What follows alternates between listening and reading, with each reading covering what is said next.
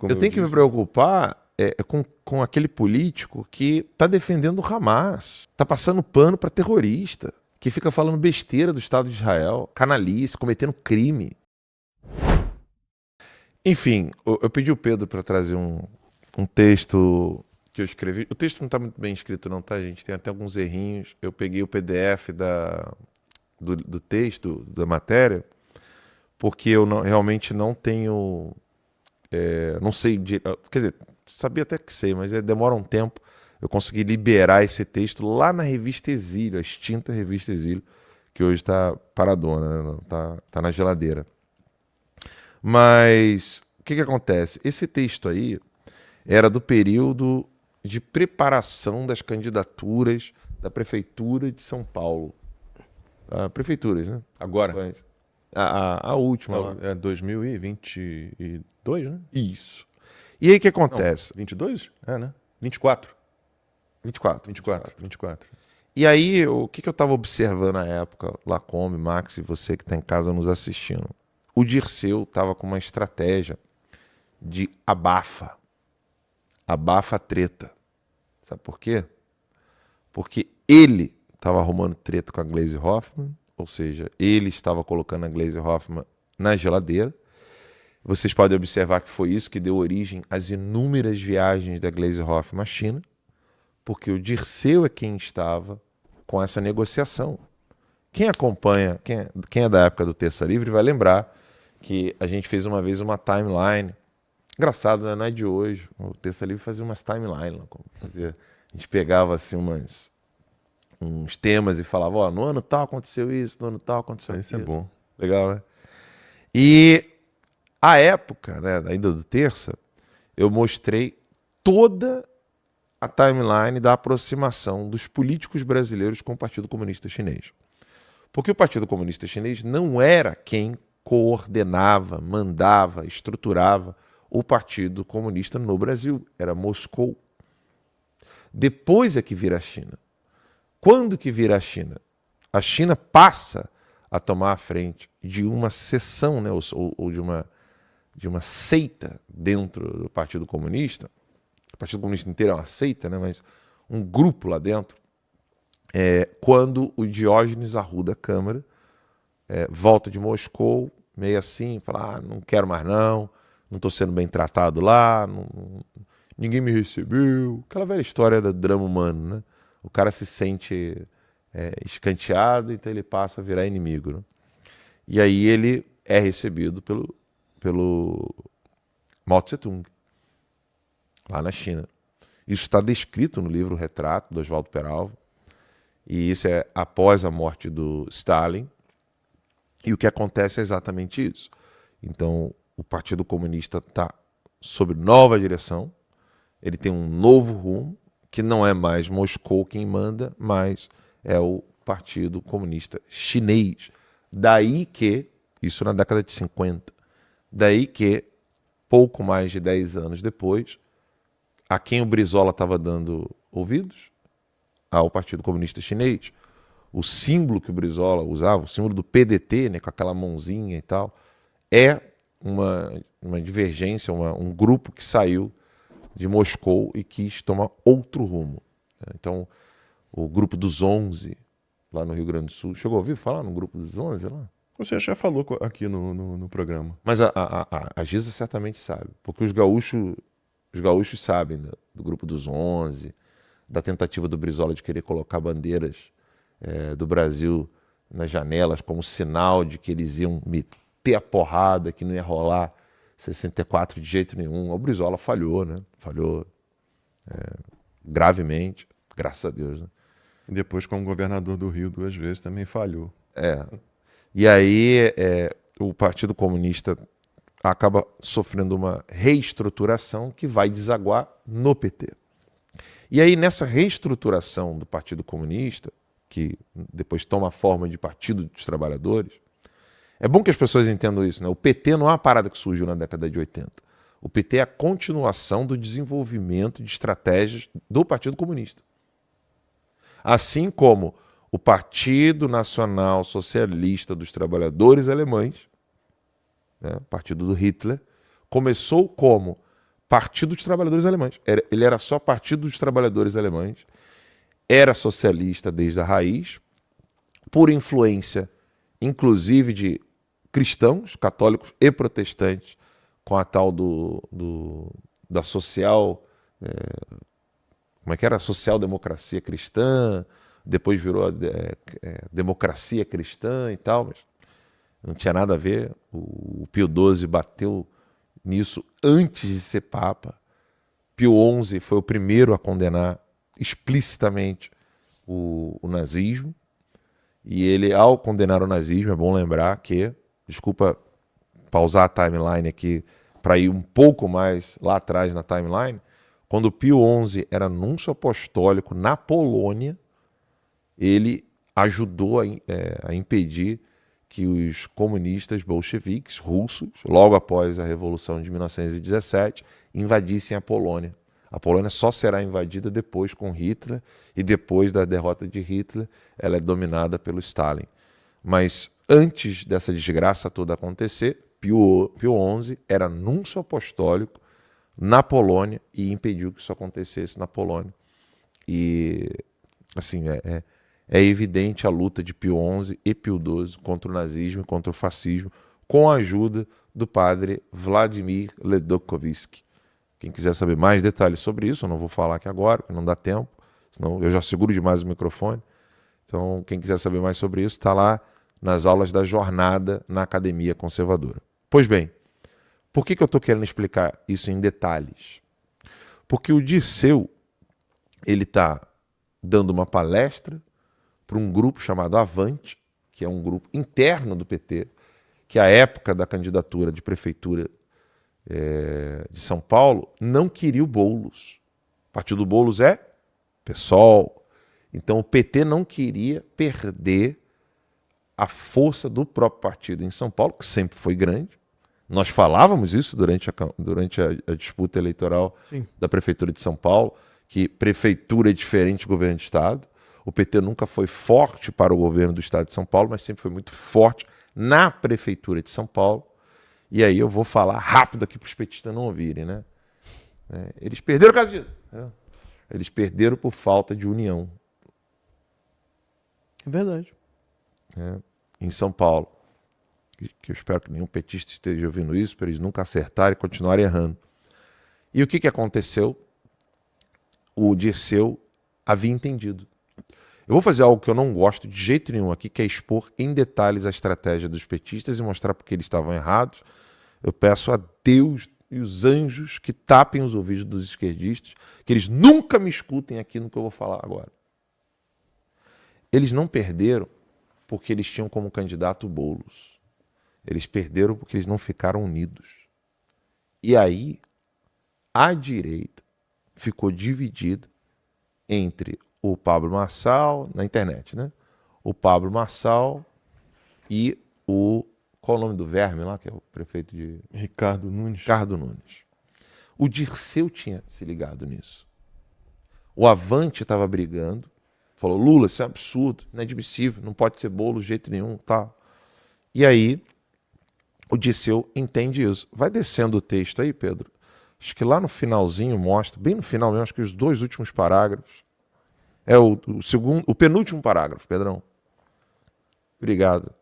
Ele fala assim, o Grupo Avante também reúne o deputado federal Jorge Sola, da Bahia, o ex-presidente da Câmara Marco Maia e os ex-deputados estaduais Pedro Kemp, do Mato Grosso do Sul, e o Leonel Hadi, do Rio Grande do Sul. Enquanto a direita continuar com a infantilidade do não pode criticar se não divide, permanecerá o que ela é hoje, apenas uma estatística de desaprovação sem qualquer capacidade de transformar apoio eleitoral em militância. Esse é um texto meu. Porque se você observar todo o texto, né, o título do artigo é Dirceu taca fogo na militância petista em evento com ala mais radical. Aí pode tirar, Pedrão, obrigado. O Dirceu havia percebido que não tem nada melhor do que você não expor as suas divergências internas e provocar a divergência do inimigo. Há quanto tempo você em casa, que está preocupado com política, preocupado com o Brasil, há quanto tempo você não escuta falar das divergências internas do PT? Mas você sabe da divergência...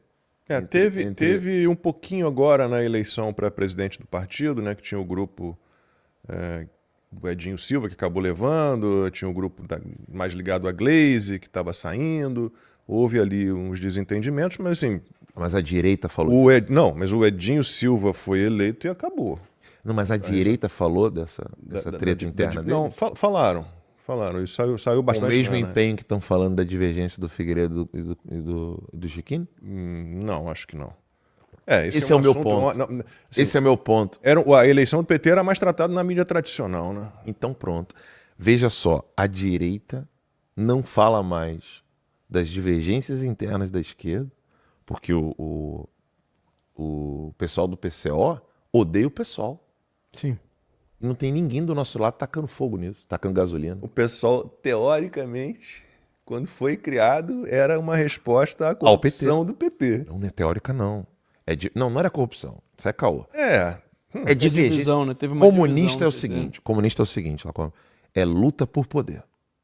Aí eu pego o que eu quiser e taco fogo em você. A desculpa usada foi, não concordamos Exato. com esse envolvimento do PT com corrupção, mensalão, petróleo, então vamos sair, vamos criar outro partido. Esse é o lance. O pessoal ontem, se não eu vou falar algo que agora não fiquem chateados os outros canais, tá? Se não fosse a timeline, o público não ia ficar ouvindo falar sobre o vexame do governo Lula em Washington. Porque os outros canais de direita estavam falando de Paulo Schickini.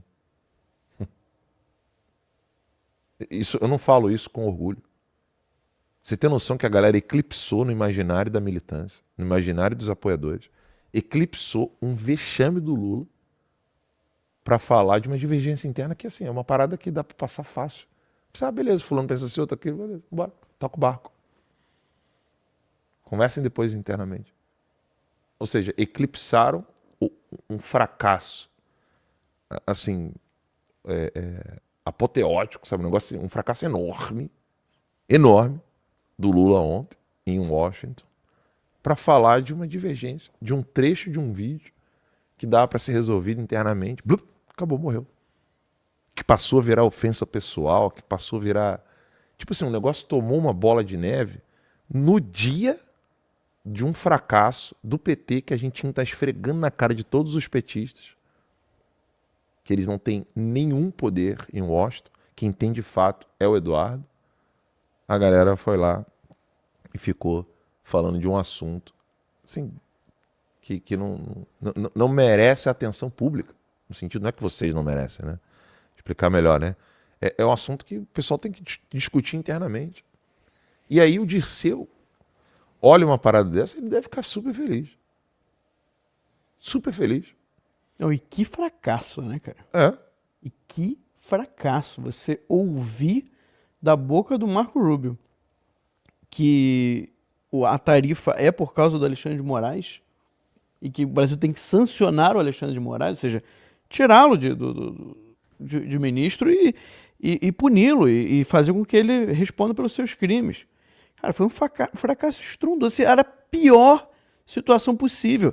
E toda a grande mídia querendo enganar, dizendo que tinha alguma possibilidade de ser diferente. Nós falamos aqui que não ia ser diferente.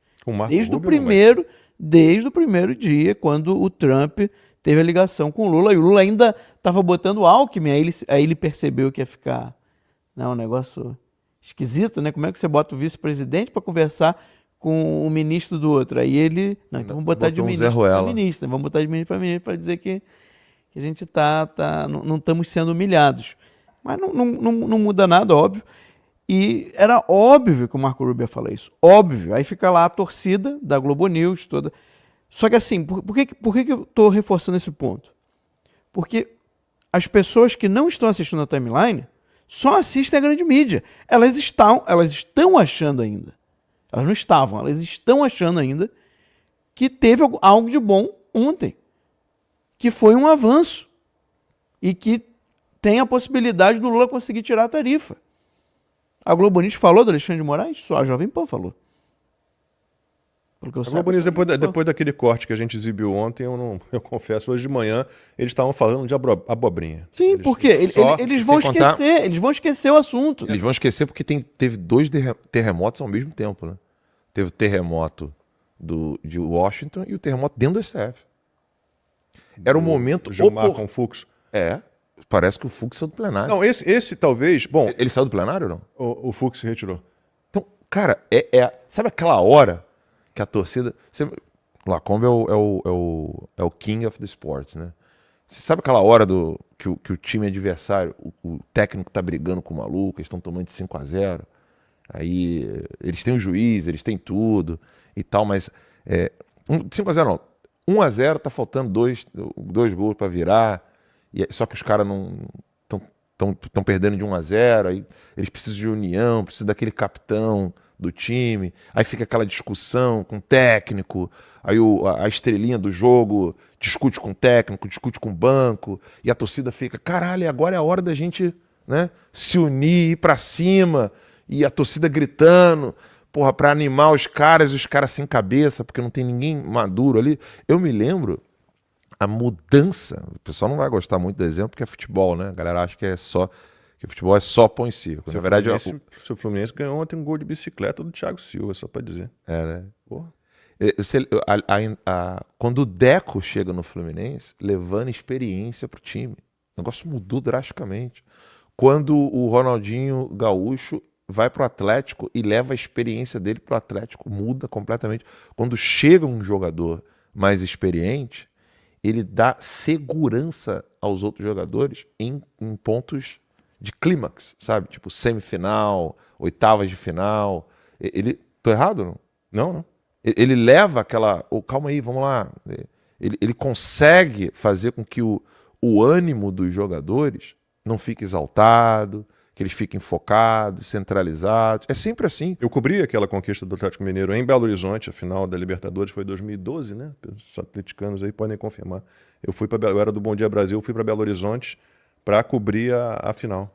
E o fator experiência Ronaldinho foi qual? Claro que conta, né? Não, o Ronaldinho ainda jogava bola naquela época. Então, a gente perdeu isso porque o fator de experiência que segurava o pessoal, um tá morto, que é o professor Olavo, e o outro tá se recuperando de uma facada em casa que não pode abrir a boca. Preso. Ó, só para deixar claro que nós temos um espectador assíduo, uma audiência qualificada, Gustavo Segre. Ele e a Tânia, a namorada dele, a gente sempre cita os dois. E ele está aqui, olha. Na revista Oeste falamos do fracasso de Vieira no Faroeste. Hoje voltaremos a este assunto. Que bom. Vocês não estão sozinhos. Não, quando a gente cita Segre... figura de linguagem. A gente está falando mais da turma para lá, né? A turma enviesada. Essa não vai falar de jeito Eu falei até da galera da direita mesmo, mas é que realmente também. Muita gente se perdeu nessa de Chiquini contra Paulo porque, Figueiredo, cara, né? assim, de novo, né? O Segredo certamente vai concordar comigo. O pessoal no chat, certamente, nem eu li o chat ainda. Eu quero falar da Gleisi Hoffmann. Eu quero falar do Dirceu. Eu quero falar do PCC. Eu quero falar do Hamas. Eu quero como é que é? Debulhar que fala? A gente fala... Debulhar o milho? Tipo. Isso. Eu quero debulhar as entranhas do Hugo Mota. Agora tá... Não, o Lula se referiu à extrema-direita, né? Quando ele criticou o Congresso. Porque o Congresso não é o pior. A gente tem tanto podre de verdade. O Olavo falava muito da ausência do senso das proporções. Tá? Alguém do time, de novo, futebol, né? Você tem alguém ali do teu time, que, pô, o cara não é aquele lateral direito, mas ele é esforçado e tal. Mas ele é o lateral direito que tá ali, brother. O time não tem como contratar o outro. Ele não é o perfeitão, ele não é o cara. É só uma questão de entrosamento. Eu tenho que me preocupar com o lateral direito do outro time, que eu tenho que neutralizar. Eu não tenho que preocupar com as imperfeições internas. Eu tenho que preocupar com a canalice do adversário.